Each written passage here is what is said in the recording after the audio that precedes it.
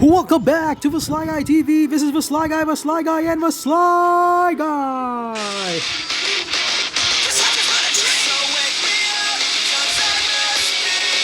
Yeah. See it. Yo, come on.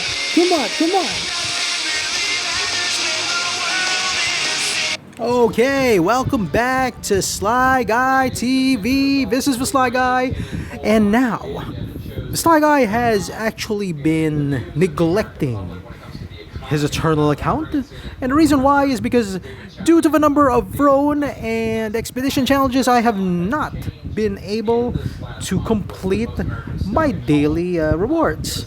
So as you can see, they just piled up. Time Warrior, Shadow Warrior, and Justice Spree. So I only started working on them today. A long way to go for Shadow Warrior, a long way to go for Justice Spree. So for this episode, I'm gonna show you a couple of my other decks that I use. A couple of them, which actually do really well. So let's go ahead and go back here. Oh, by the way, before I forget, boom. Sorry, cool. Right. Okay. So what I'm gonna do is I'll show you the other decks I'm using. One of them is a really slow, super slow deck. Let's move that out of the way. I couldn't rename it, so it's stuck at Elysian Wisdom because I actually won a pack. This is a fairly popular deck which use the... Oh no, why did I remove that Crownbreaker? Let me go back to the Crownbreaker. Crownbreaker. There. Okay, there we go. Back to a full play set. So this deck was really popular when expansions currently sold up. This is really popular last year. You have your Resolute Monks. You have your Order of the Spire. Yep, World Bearer Behemoth. Really popular when he came out. Telut, the Queen's Hand. Okay, so the deck was really popular when it came out. I'm seeing less of it right now. More of Cultist Sacrifice in Expedition. And in Throne, I'm seeing a lot of Strangers. A lot of Stranger decks. So what we're gonna do is we're gonna play that one first, and then of course if you did meet Mr. Shadow, I also own a Suicide Black deck, which was inspired by the Suicide Black decks of Magic the Gathering. So yep, you've got your Jack's Knife, you've got Knife Jack, Spiteful Strike for the Lifesteal, Suffocate, the Life Speaker, which gives everyone Lifesteal, Argent Instigator, which becomes nasty when you draw him with a Life Speaker in play. Your Piercing Griefs, Dream Snatcher, and Impending Doom, the 5/5 flying Juzam the Jin. So really fast deck. We're gonna play 2 Throne games right now. One using the white-green deck and one using the all-black deck. Okay, but instead of Throne, let's just do casual first. I'm gonna die to Strangers. Or better yet, let's do Throne.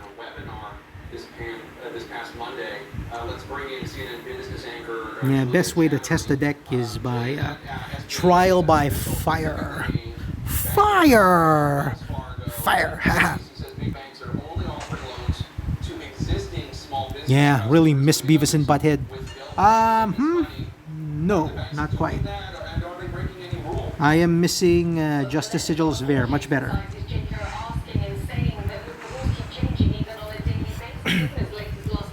So currently watching the news, almost 500,000 cases in the US for the Voldemort virus, and you've got 14,262 deaths. Oh my. Terrible. Worldwide, we're at almost 1.5 billion, 1,495,051 cases with 87,469 deaths. The Voldemort virus is definitely nothing to sneeze at. And I did not mean that literally, but it's Definitely something that you should take seriously. So please stay safe, stay home, do not leave the house, and just enjoy watching Sly Guy videos on YouTube, or portable podcast videos on YouTube, actually, because that's the name of the channel. And just enjoy. Sit back, relax, and watch me rank up or fail miserably. So, which old school deck do you guys use? Please just leave a comment below on the video, and I'm gonna give you guys shout outs on the next one.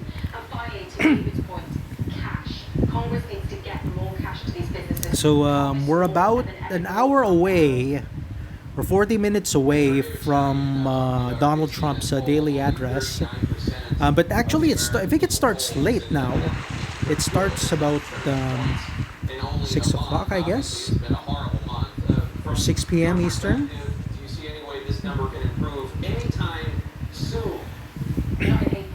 And right now, really funny because he's actually blaming the World Health Organization for downplaying the Voldemort virus, saying that they were in connivance with China. In the attempts to downplay it, but in reality, nobody really knew. No one expected, actually. I mean, when it first came out, we thought that it was just like, oh, that's just like Ebola, that's just like the Dumbledore virus or the McGonagall virus. So it's nothing to worry about. But then again, oops, here we go. Then when we had a few cases here in the Philippines, people said, no, we have everything under control. The patients are there. People are following quarantine, and apparently not. These people were not following quarantine at all. People who would come from international destinations, okay, instead of staying home for 14 days, would go out to the mall. They'd go out to party. They'd go out to restaurants. They'd interact with a lot of people. And that's how it spread in the first place. So I do agree with Dr. Sanjay Gupta in saying that the number of infections depends on our actions. If everybody stays home, then guess what? The Voldemort virus will have nothing to infect. If everybody's out and about, well, guess what? All of us will be in body bags in about 2 to 3 months' time because we didn't follow social distancing. So, basically, that's up to you. If you want to leave the house, be a statistic, then be my guest. But that definitely won't be us. We're going to be staying right here at home. We're going to follow what the World Health Organization says. And right now, okay, we've got a 4-3. One major problem with the Justice time deck is it's really slow. And these games can actually last a really long time. So this might actually be a 2-part episode. We have a second episode lasting 2 to 3 minutes because the Suicide Black deck either wins fast or dies even faster.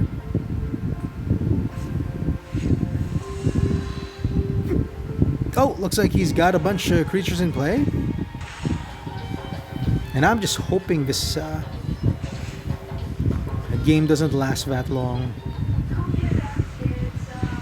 Yeah, if I don't lock him out and have him concede, I hope he just beats me before I get to the main cards. Oh, there it is. So I summon this guy.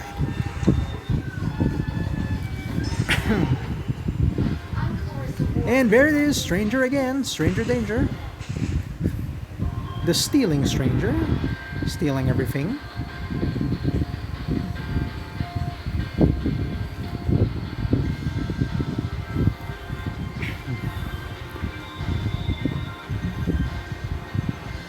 So how is it where you guys are at right now? You're watching from Manila, Philippines, the US? Just kindly comment below. Tome of Horrors. Oh wow, I think I remember that. This card gives everything, I think, Destiny? I'm not too sure. Yeah, the text is too small. Can't read it.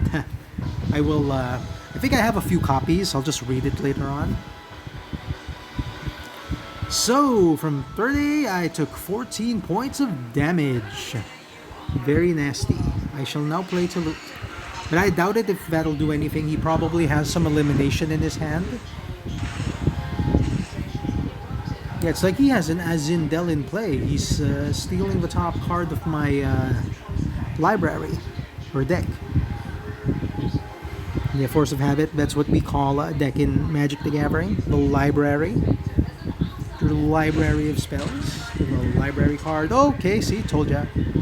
I knew he had something nasty up his sleeve. And I know that the game is going to end soon. And there we go, okay. So, did I achieve any challenges? Okay, there, Time Warrior. So at least that moved up a bit. So I'm gonna be playing a few more games off camera just to meet the daily rewards, because it's a waste if I don't. I mean, there's cash involved, lots and lots of cash, and gold which I can use to buy packs for our pack opening videos. Wow. Suicide Black, there we go. Yeah, hopefully I do at least 20 points of... hopefully he gains life so I can do 50 points of damage in this match, but I highly doubt it. No, not too much. Not too many creatures. There you go, much better. Because I'm gonna knife jack this guy. Make him a 4 or 5 monster. Oh yeah. There's Sanon, Life Speaker. Or I'm going to show you a pretty nifty combo. The Spiteful Strike and you give him Life Steal. Then you put this knife and then make him a 5/4. He damages you but you gain the life back, and then you now have 30 life. Voila! And he loses Life Steal.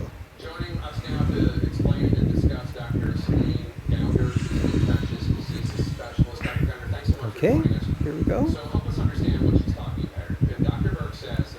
There we go. Give him the knife jack and tag with the 3/3 Life Speaker. Will he triple block? Will he let it through? Will he single block? I don't know. Well, he decides not to. If he has no way to handle Life Steal shenanigans, man, he's in trouble. Because right now, I am the Life Stealer. Life Steal is a lot like camping. To Life Steal to an Eternal player is like camping to a Call of Duty mobile player. Okay, it's really annoying once a guy just hides and camps and starts throwing out headshots, but it's effective. It's actually an effective strategy. Madness. Oh, okay. So he wanted to gain life himself. Then this is usually followed up by a Devour or something to sacrifice my unit. See? Told ya. That typical Devour and Steal strategy. But right now, I have a little surprise for you. Attack with my 6/6 attacker.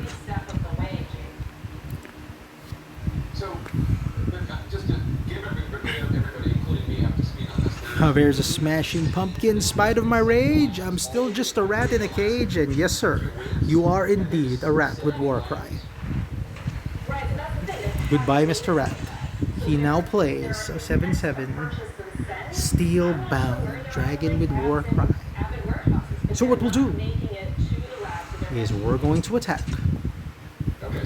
Make sure we gain up enough life to survive his 7/7 dragon. And I know he's going to block this guy, my Xenon Life Speaker, which is why I have a nasty surprise for him as I return the Life Speaker and play the Life Speaker again, only to be pumped the following turn, turning him into an 8/8.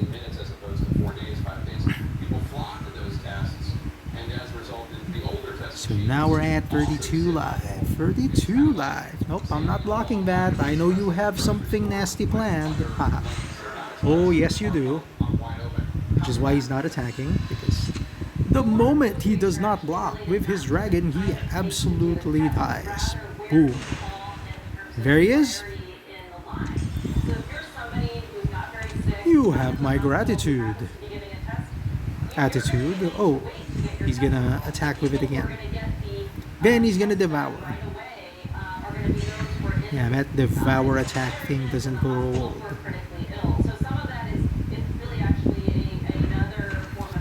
And there, he's just sacrificing. Oh, he played another one. Incredible, huh? Well, let's see you attack with this. Pretty close match, man. Let's see what this thing does. Oh, sorry. Okay, so I get a Steelbound Dragon every time. He gets a Steelbound Dragon by sacrificing 2 units.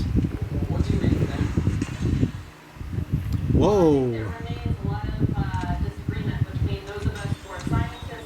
Yeah, this guy is gonna finish me off this turn. But hopefully we did enough damage to fulfill the requirement, but I don't think I got to 100 damage though. Okay, pretty good. 60 damage, not too bad. Not too bad. Yeah, that was probably around 20. Okay, there we go. So, right now, no wins today. Okay, but I got to show you the other decks I had. Right now, let's open a pack. Just because I feel like it.